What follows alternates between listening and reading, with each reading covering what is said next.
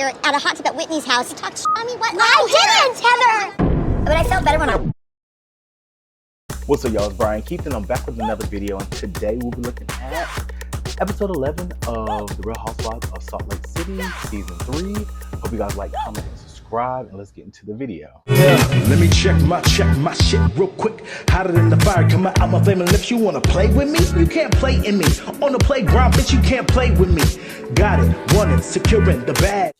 All right, y'all. So this episode was full of BS for no reason, and I'm gonna put it basically on Jen and Heather. I don't know what motive that they're going around, but it's beyond me. And Heather, you are flip-flop, and Jen, get help. All right, so let's get into the video. All right, so the next morning, the girls are basically just chilling out at the swimming pool just after the whole drama from the night beforehand. Lisa and Angie, Kay, they talk about Jen's behavior, and they're just basically trying to figure out, like, you know, Jen is really like attacking everyone and really going like bananas for no reason. And, you know, Whitney is also in the pool, and she brings up the fact that, you know, Heather, she's like, yeah, Heather can't remember stuff, and she always want to talk about the conflict, and she just demeans me and my trauma. And with Whitney, I'm just like, at some point, you cannot use your trauma as a weapon against someone else for you not being able to articulate your feelings. It's like, Heather, you talk over me. It reinforces my trauma. Your trauma, to be honest, has nothing to do with Heather. Your trauma is your trauma, and we can sympathize with that. But at the end of the day, you have to find a voice within your relationship with Heather. Because I don't know what Whitney thought she was talking about at the end of the episode. Yes, was Heather talking over her? Yeah. But at the end of the day, Whitney, spit it out. You got to be quick. But we ain't there yet. So Lisa goes inside, and, you know, her and Meredith are kind of like cordial. And I'm just like, okay, this is cute. And, you know, they say hi to each other. So I was like, okay, yay. Progression. I don't think it's going to last. So Lisa and Heather, they talk. How do you want to handle it today? What I want to do, I want to go knock on Jen's door and sit down and say, last night was really rough. Okay, so Lisa talks to Heather, and Heather is still like trying to play the victim. She's still like, you know, I came here, I really didn't want anyone to come on the trip. I don't know who's my friend, who's for me, who's not for me. I'm just like, Heather, you're not no victim. Like, you had an issue with Lisa, you're trying to solve it. Cool. You have an issue with Jen, y'all are trying to solve it. Cool. You have an issue with Whitney, you're trying to solve it. It don't mean that you're a victim and you're at the firing squad. You just have beef with these people. It happens with everyone, but for her to try to make it seem like, yeah, everybody's coming at me and da. To be honest, Heather has really got off light in this trip, because the only thing that really came at her was the dinner when Dana threw her under the bus to Jen. That's the only thing. Jen and Angie go upstairs and they basically talk, and this is where Angie K threw me for a loop, because Jen apologized to her. She's like, you know, I did not mean to do what I did to you. Pour that wine up in your face. I did not mean that. You know, I just thought something funny and just, you know, just joking, this, that, and the third. And then Angie K's like, you know what? I appreciate you. I appreciate your honesty and care for my feelings. Okay, well, Angie, did she care for your feelings when she threw the drink in your face? Did she care for your feelings but she didn't pay you back for all that stuff? And with Angie, at the end of the day, you said that y'all are sincere, and then even Jen at the table talking about Angie Casanova is the only one that have her back. It's crazy, because Angie, at the first inconvenience, just like Robin did with Candace, at the first inconvenience in your friendship, you threw her out for the wolves. Called her a con artist. You over here called her broke. Like, and this is supposed to be your friend of 20 years? Goodbye. She's basically saying, like, Jen, you know, I'm very sensitive, and I'm loyal. You aired her out, and you really aired her out. Like, don't get me wrong, Angie did her big one, but you still air her out. So I don't get it with Angie. I'm looking at Angie twice, because it, like, especially throughout this whole episode, Angie gave me pick me, like, oh, look, let me put lipstick on your lips. Let me do it. Like, it rubbed me wrong. Heather's saying that she's over Jen, and, you know, I can't, Whitney is being weird, and I'm not talking to her. I'm just like, just trying to go with emotions, this and the third. Heather's the type of person where she has all these feelings for people, but never says them to them, only when she's in confrontation. Like, she will say behind her back, like, yeah, I don't like this person. And then she talks about how, you know, Jen has like these high highs and then these low lows that are so like angry and vicious.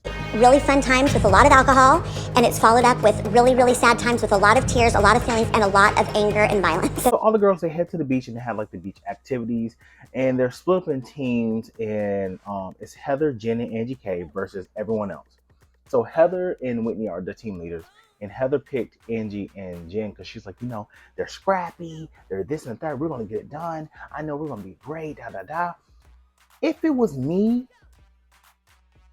I'm on Whitney's team. Whitney is from snowboarding to surfing, the most athletic person out there. Whitney is on my team, okay? So we already know that Whitney's team was going to win, period. Yellow team won. So after that, Heather, Angie K talk, and they talk about Jen and about her relationship. And Angie K just basically says, like, yeah, me and Jen, we're cool now. Everything is good. And, I respect Jen and I see what positions that she's in. And I'm just trying to basically help her. And I'm like, we obviously forgot about the whole receipts and throwing her under the bus. So my whole thing is either Angie K is just fake or she's just that aloof. Who knows? So while the other girls are surfing, Lisa, Heather, and Jen go up and they're basically talking about their feelings, trying to hold Jen accountable. And I felt like this was a really good scene because they are holding Jen accountable. And Jen is shaky. So Jen gives this half-ass apology to Lisa. I don't know, we didn't talk about it. Whatever. Yeah. So I'm sorry if I was mean to you because you were like with Angie. Just like, I apologize for putting my hands on you. And, I just don't like the fact that, but it's what it is. So she stopped mid-sentence and just gave the apology. So I noticed with Lisa Barlow, she cannot take the apology. Like this happened with her and Heather as well when they were at the whole choir rehearsal. So when people give Lisa an apology, instead of her saying, okay, you know what? Thank you. I take it. Let's move forward. Lisa wants to move forward with people, but Lisa has to get her feelings out of why she's in this place with you. Jen, it's hard for me because I'm going to be super honest with you. I'm sensitive when it comes to you. You're my friend. And So when Jen's saying, I apologize for putting my hands on you, this and the third, okay, sorry. Lisa's like, okay, that's cool and all, but you do this and this and this and this to hurt me, and I just don't like that. Like, if we're supposed to be friends, I'm supposed to have your back. It's just like, Lisa, she just apologized. At some point, it really is not about you. So just move forward and move on. But Lisa just beats a dead horse, and this is why Lisa gets in trouble, because she keeps going on and on and on when she could have literally stopped and would have been fine. She basically piggybacks with Heather. She was like, you did all this stuff to me, but what about the stuff you said to Heather? So Heather brings up Jen's ultimatum. She was just like, you gave me an ultimatum, and I told you I'm not that type of person. Do not give me an ultimatum because you don't run nothing over here. You gave me an ultimatum. Do you think our relationship is toxic? Yes, because you know what? We hashed this out. Lisa tries to be the mediator, right? But then she's just dramatic for no reason. I love love strong word. I like Lisa Barlow, but she's just dramatic. She's just like, Jen, all the stuff that happened, like you rocked my world for 24 hours. I couldn't sleep.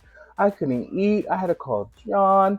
I'm just like, Lisa, girl, you're really putting 20 on 10 and it's not even that deep. It's just Lisa. It's just Jen. Like, who is her? Like, you know what I'm saying? It's weird. So as Heather is actually holding Jen accountable, like I said, about the events that happened. She basically, Heather basically tells her, like, we went from co-host with Angie K to wine toss to anger with Lisa to now with this friend group in the ultimatum. So she was like, no, I don't have time. So after Heather did something that I really liked, where she identified the problem, she showed her the course of action that took in place, and there was nothing Jen could say to defend it. Like, that was her actions.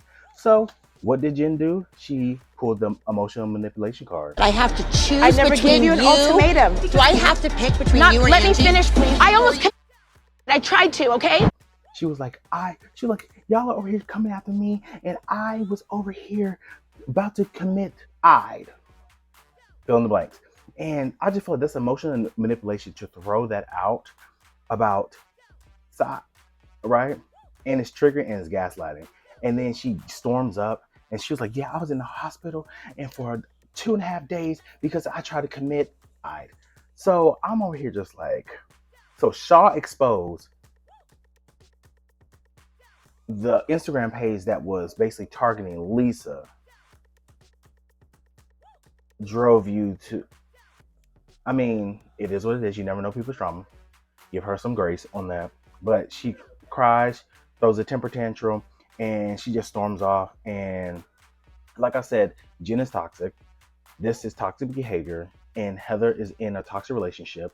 Lisa identified that, I basically cater to Jen's feelings and I, coddled her. And Jen could throw a temper tantrum and then everything be good. But I feel like she's once again upping the ante. It's so heavy. Federal indictment. That was the end of the conversation because they didn't want to keep pressing the issue, which Jen knew what she wanted to do. The seat was getting hot, so she threw that card out and they dropped it, and they knew it. So all the girls go back to the house. They get ready for the Monroe party, and they all go out to a charcuterie place, and it's really nice. This is amazing. This is wow. Oh my God. I got the wigs on. The wigs look horrible. And they all got for dinner dressed up. Meredith asked Jen, Heather, Lisa about their lunch earlier while they were sitting down. Jen shuts it down completely. She's like, you know what, now, too personal. We're not doing that. So Whitney asked, she was like, okay, was it the three of y'all having this personal conversation? Or was it just you and Heather? So Jen just jumps down Whitney's throat. Okay, here's here. You want me to break it down for you because you want to know? You're digging, you want to know? I told them I tried to commit, and then Sharif had to take me to the hospital. I mean, Whitney's messy, but I was just confused on why Jen just went straight to the gutter.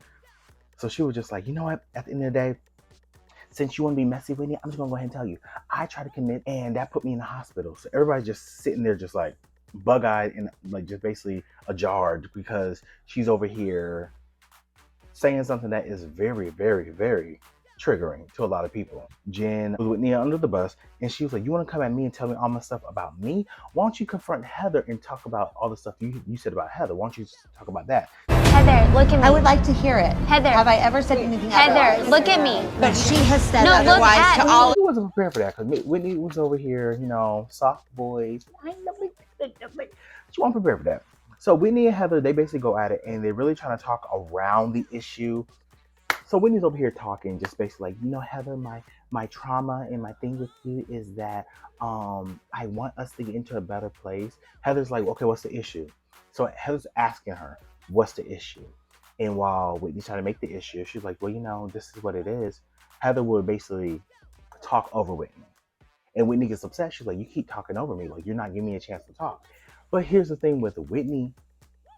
You're not making a point. You're talking in circles. And the shit sounds crazy. See the issue that Whitney has. But hey, Whitney, find your itty bitty voice, bitch, and talk. Whitney tells Heather about the rumor. She said, you knew the rumor that that Angie said back in about the jazz tickets, but you're trying to act like you don't know it. And then she was like, you need to be held accountable for the stuff that you're saying. And Heather was like, I didn't say that. Meredith piped up and she's just like, okay. All this information But Whitney, about you said Lisa, I started a rumor that I never heard either. and I've taken accountability that No, I'm you the one that haven't. said. Now, Meredith, I agree with you, but here, let me sit back real quick. As I agree with Meredith, the whole funny thing about it is, Meredith, you did go to Whitney's house to talk about Lisa. Like, just call a spade a spade. You did go to her house to talk about Lisa. Fact. Now, did Whitney come up with this elaborate scheme in Arizona? Yeah. I don't know where she got this from, but she put it out of her and she said what she had to say.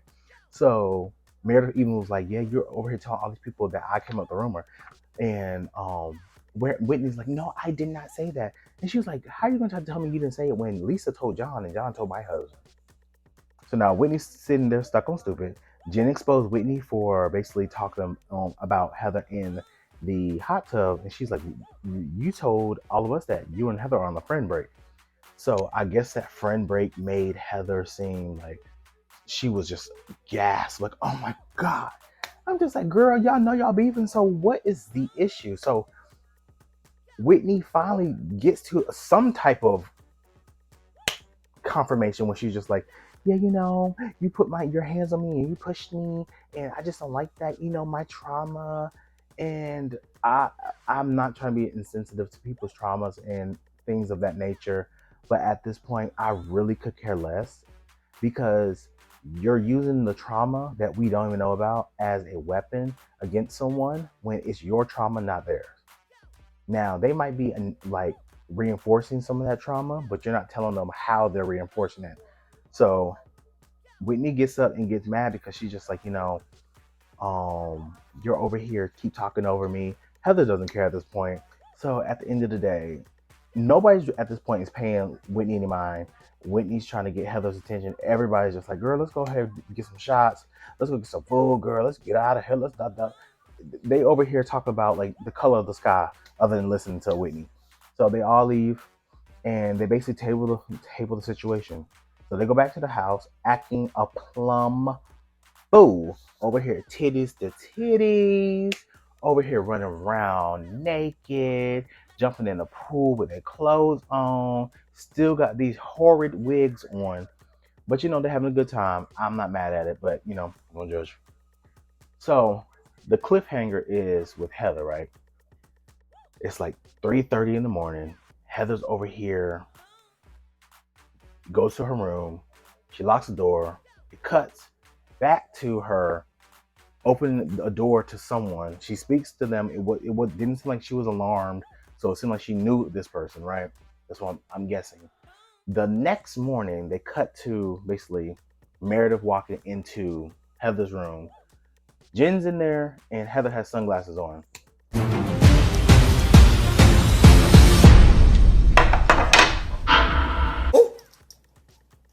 Heather pulls her glasses down, and Heather's has a black eye that is swollen, has stitches, and she can't even open her eye. She got scratches everywhere. We don't know if she just got into a fucking brawl or if she was a part of a Mortal Kombat tournament. We don't know. So at this point, it was a cliffhanger. I don't think they're going to even let us know who, what, when, where, how it happened. So we'll see. Y'all let me know what you guys think, and like, comment, subscribe. I'll see you guys in the next one. Peace.